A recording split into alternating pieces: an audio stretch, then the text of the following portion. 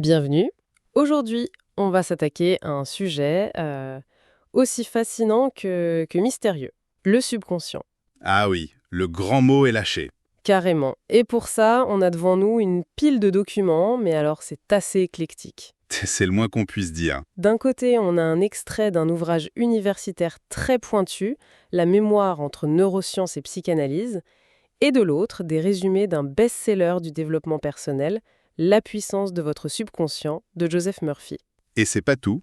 On a aussi un article sur la fameuse méthode Coué, et même un blog plus moderne sur ce qu'ils appellent la reprogrammation de l'esprit. Exactement. Donc on a le monde académique, presque clinique, face à la pensée positive et aux techniques pratiques. Notre mission, du coup, c'est de naviguer un peu entre ces mondes. On va essayer de comprendre ce que c'est, ce subconscient, selon ces différentes approches. Et surtout, explorer cette idée, qui est quand même très séduisante, qu'on pourrait l'influencer. Voire le programmer, comme ils disent. On va passer du débat très théorique à des outils super concrets, mais tout en gardant bien sûr un œil critique. Parfait.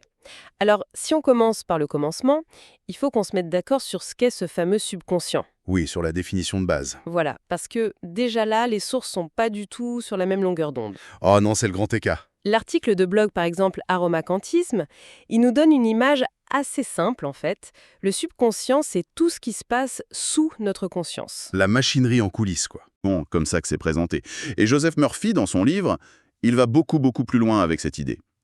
Pour lui, l'esprit humain, c'est une entité à deux facettes. D'accord. Il y a l'esprit conscient, notre esprit logique, celui qui raisonne, qui fait des choix. Ok, ça je vois. Et puis, il y a l'esprit subconscient, qu'il décrit comme irrationnel et purement réactif. L'analogie qu'il utilise, et elle est très parlante, c'est celle du capitaine et de son équipage. Ah oui, je l'ai lu, le conscient et le capitaine sur le pont du navire qui donnent les ordres. Exactement. Et le subconscient, c'est l'équipage dans la salle des machines. Et cet équipage, il se pose pas de questions. Non. Iceberg, non. Il reçoit un ordre, vire à tribord, pleine vapeur, et il l'exécute. Point final. Donc pour Murphy, notre subconscient, il fonctionne pareil. C'est ça. Il fait pas la différence entre une bonne et une mauvaise suggestion, entre le vrai et le faux. Il accepte comme une vérité absolue tout ce que le conscient lui répète avec assez de conviction. C'est une vision qui est à la fois très simple et en même temps elle donne une impression de puissance incroyable. Totalement. Mais quand on se tourne vers la source académique, la mémoire entre neurosciences et psychanalyse, là on a l'impression d'entrer dans un tout autre univers. Ah oui? Là, on change de planète. On parle plus de capitaine et d'équipage, mais d'un appareil psychique qui fonctionne comme un appareil de mémoire. C'est un système hyper complexe qui tisse des liens entre les symboles, les émotions, les souvenirs. Et là, on touche au cœur du problème. C'est pas juste une autre définition, tu vois. C'est une vision du monde qui est complètement différente. Explique-nous ça. Pour Murphy, l'esprit, c'est presque un ordinateur qu'on peut programmer. Pour la psychanalyse, c'est un roman fleuve dont il faut comprendre l'intrigue. On peut pas hacker un roman. Ah oui, l'image est bonne. L'ouvrage académique, il insiste vraiment sur le fait que la psyché, c'est un système qualitatif, qui est forgé par l'histoire personnelle, par des expériences qui sont pas juste des données à effacer et à remplacer. Et cette différence d'épistémologie, c'est-à-dire la manière même de concevoir la connaissance de l'esprit, c'est le point de friction central entre ces deux mondes. On a donc deux visions qui sont vraiment s'opposer. Le subconscient comme un simple exécutant, oui, un peu bête et méchant, Voilà. et de l'autre comme un système ultra complexe, presque insondable. Mais ce qui est fascinant, c'est que les deux camps pensent qu'on peut l'influencer. Tout à fait. Et c'est là que des gens comme Émile Coué entrent en scène, bien avant tous les coachs en développement personnel qu'on voit aujourd'hui. Ah, le fameux Coué, absolument. Coué, au début du XXe siècle, il a posé une pierre angulaire avec une idée qui, pour l'époque, était radicale. L'imagination est toujours plus forte que la volonté. C'est son grand principe. Oui, et il donne un exemple très simple. Imagine une planche de bois de 10 mètres de long et 30 centimètres de large, posée par terre. Tout le monde peut marcher dessus sans problème. Ta volonté de marcher est en accord avec ton imagination. Facile. Mais ensuite, il la déplace. Voilà. Il prend la même planche et il la place entre les deux tours d'une cathédrale. Ta volonté est toujours là, tu veux traverser. Mais ton imagination, elle se met à hurler. Elle te montre la chute, le vide, la mort, oui. Et selon Coué, dans ce conflit, c'est toujours l'imagination qui gagne. tu es paralysé, incapable d'avancer. Il a même formalisé ça en une sorte de loi un peu mathématique. La force de l'imagination est en raison directe du carré de la volonté.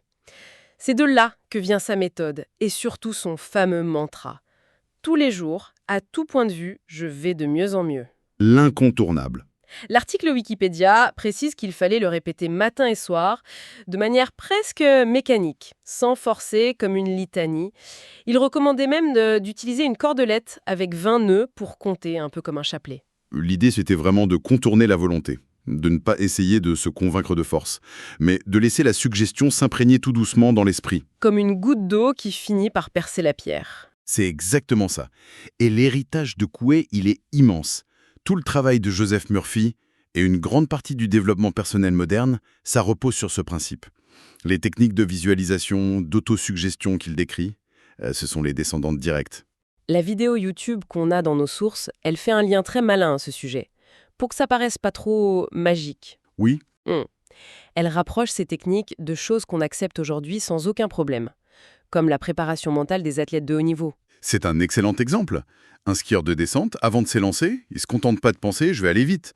Non, il ferme les yeux et il vit la course dans sa tête. Virage après virage. Il ressent la pression sur ses skis, le vent sur son visage, la sensation de passer la ligne d'arrivée. En fait, il programme son corps et son esprit pour le succès. C'est du Coué ou du Murphy à l'état pur. C'est vrai. Et on a un autre exemple encore plus connu, l'effet placebo. Qu'est-ce que c'est si ce n'est le subconscient qui accepte la suggestion « cette pilule de sucre va te guérir » et qui du coup déclenche de véritables processus physiologiques de guérison. Ça montre bien que l'idée est pas si ésotérique qu'elle en a l'air. D'accord, donc concrètement, comment on fait? D'après les résumés du livre de Murphy, la clé, c'est de s'adresser au subconscient quand le conscient, notre gardien critique, Oui, dans cet état un peu de somnolence, l'esprit est beaucoup plus réceptif. Et Murphy, il propose alors plusieurs techniques. L'une, c'est l'affirmation, comme chez Coué, mais plus ciblée. par exemple, Quelqu'un qui manque de confiance pourrait se répéter « Je suis confiante, calme et capable. J'agis avec assurance en toutes circonstances. » L'autre grande technique, c'est la visualisation. et là, c'est pas juste penser à son objectif, Non, c'est le ressentir comme s'il était déjà atteint. Si ton but, c'est d'acheter une maison, tu t'imagines y vivre. Tu ressens la joie, la fierté, la gratitude. Cette charge émotionnelle, elle est cruciale, parce que le subconscient est censé répondre aux émotions, pas à la logique froide.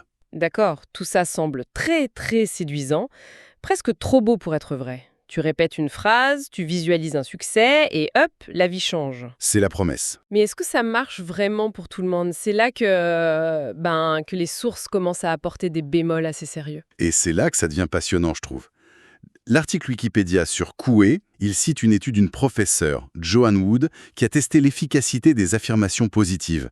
Et les résultats sont surprenants. Ah, Pour les personnes qui ont déjà une bonne estime d'elles-mêmes, ça fonctionne.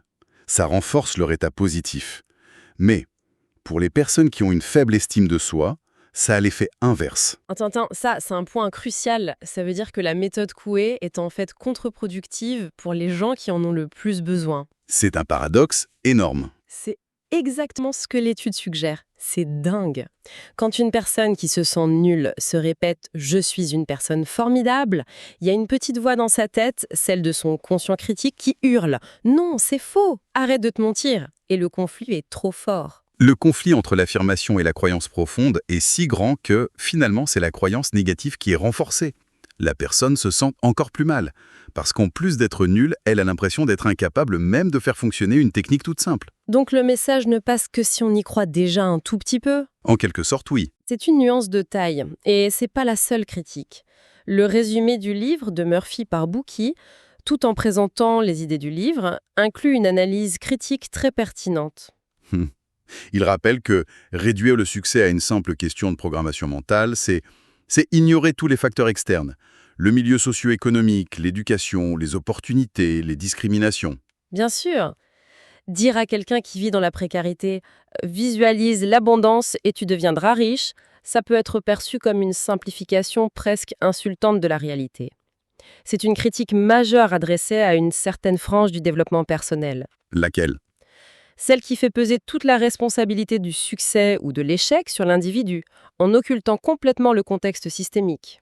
Et ça, Ça nous ramène directement à la critique formulée dans notre source académique. Oui, l'auteur René Roussillon y dénonce ce qu'il appelle la pseudo-double compétence, c'est-à-dire des experts d'un domaine, par exemple des neuroscientifiques, qui se mettent à parler de psychanalyse sans en maîtriser les codes, l'histoire et la complexité. C'est une mise en garde contre la simplification à outrance. C'est un peu comme si un excellent informaticien essayait d'analyser un poème de Baudelaire en comptant simplement la fréquence d'utilisation de chaque lettre. Il passerait à côté de l'essentiel. Complètement. Techniquement, il analyse des données, mais il passe à côté du sens, de l'émotion, du contexte. Roussillon nous dit que la compréhension de la psyché, selon la psychanalyse, ça s'acquiert pas comme une compétence technique en biologie. C'est une discipline d'interprétation qui demande une longue maturation. Et c'est précisément ce que les approches rapides du subconscient sont accusées d'ignorer. On se retrouve donc avec une tension très, très claire. D'un côté, on a l'approche de Murphy, qui est un véritable manuel d'utilisation. Une boîte à outils, c'est ça. Les résumés le montrent bien. Voici des techniques pour améliorer sa santé en visualisant la guérison, pour harmoniser ses relations en projetant l'amour. C'est très concret, très orienté vers l'action. Et de l'autre côté, l'approche psychanalytique qui n'est pas du tout une boîte à outils. Il ne s'agit pas de programmer un nouvel avenir, mais de comprendre comment le passé a programmé notre présent. C'est une démarche complètement différente. L'ouvrage académique, il parle de travailler sur les pathologies de la symbolisation, c'est-à-dire aider des patients dont la capacité à donner du sens à leur vécu a été endommagée, souvent par des traumatismes. C'est un processus thérapeutique qui est long, qui est profond. C'est pas une technique de performance. Alors, qu'est-ce qu'on fait de tout ça? On a l'impression d'avoir deux chemins qui partent dans des directions opposées. L'un est pragmatique, simple, accessible. Et l'autre est complexe, analytique, presque intimidant. Est-ce qu'il faut choisir son camp? Ce qui est fascinant, c'est qu'ils sont peut-être pas aussi exclusifs qu'ils en ont l'air. Ils opèrent simplement à des niveaux différents, avec des objectifs différents. C'est-à-dire? L'approche de Murphy, c'est un peu comme apprendre à mieux conduire sa voiture au quotidien. Régler ses rétros, bien tenir son volant, anticiper. Ok. L'approche psychanalytique, c'est quand la voiture a une panne moteur complexe. Là, il faut ouvrir le capot, comprendre la mécanique, l'histoire des pannes précédentes, et parfois changer une pièce maîtresse. On n'utilise pas les mêmes outils pour un entretien de routine et pour une réparation de fond. Voilà, c'est exactement ça. Le livre académique utilise un terme que je trouve très intéressant pour décrire un idéal de connaissance. La consilience. La consilience. Oui. L'idée, c'est que la vérité émerge lorsque des découvertes faites dans des domaines très différents, avec des méthodes très différentes, finissent par converger, par pointer dans la même direction. Comment est-ce qu'on pourrait se représenter ça concrètement? Imagine une enquête criminelle.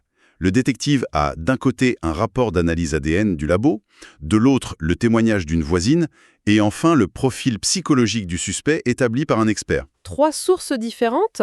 Voilà, pris séparément, chaque élément donne un indice. Mais si l'ADN place le suspect sur la scène de crime, que la voisine l'a vu sortir à ce moment-là et que le profil psychologique correspond parfaitement au crime commis, là, les 3 lignes de preuve convergent. On approche de la certitude. C'est ça la consilience. Donc peut-être qu'un jour, les neurosciences, la psychanalyse et même les observations du développement personnel convergeront vers un modèle unifié de l'esprit. On n'y est pas encore, hein, mais c'est l'horizon, c'est l'idée. Quand on met tout ça bout à bout, c'est vertigineux. On part d'un petit mantra à se répéter le soir pour aller mieux et on arrive à des débats fondamentaux sur la nature même de la mémoire, de la conscience, de la thérapie. Les sources nous montrent une histoire qui est fascinante, je trouve. On voit clairement une lignée de pensée qui va de l'autosuggestion de Coué au début du XXe siècle jusqu'aux techniques de reprogrammation du subconscient qu'on trouve partout aujourd'hui. C'est vrai, il y a une filiation évidente. Mais on voit aussi que, en parallèle, un dialogue critique, plus nuancé et complexe, a toujours existé dans les champs académiques et cliniques pour nous rappeler que l'esprit n'est pas une machine si simple. S'il y a une chose, une seule, sur laquelle toutes nos sources semblent s'accorder, c'est que notre monde intérieur, nos pensées, nos croyances, nos images mentales, a un impact direct et puissant sur notre vie. Ça, c'est le point de départ commun. La grande divergence, c'est sur la meilleure façon d'interagir avec ce monde intérieur. D'un côté, Murphy et Coué nous disent « Soyez la capitaine de votre âme, donnez des ordres clairs et positifs à votre équipage ». C'est une approche très directive. Oui. Et de l'autre, les sources plus critiques et analytiques nous murmurent que, parfois, avant de pouvoir donner des ordres, la capitaine ferait bien de descendre dans la cale. Elle a besoin de comprendre l'histoire complexe de son navire, de lire les anciens journaux de bord, de parler à son équipage pour comprendre ses peurs, ses traumatismes, et de prendre conscience des courants invisibles sur lesquels elle navigue. C'est une image puissante. Et ça soulève une question finale, je pense. Le chemin le plus efficace vers le changement, est-ce que ça consiste à programmer un nouvel avenir en se focalisant uniquement sur la destination? Ou est-ce que ça consiste à comprendre en profondeur le passé qui a programmé notre présent? Les documents qu'on a explorés ne donnent pas de réponse unique. Ce qui suggère que le véritable voyage, c'est peut-être un aller-retour constant entre le pont du navire et la salle des machines.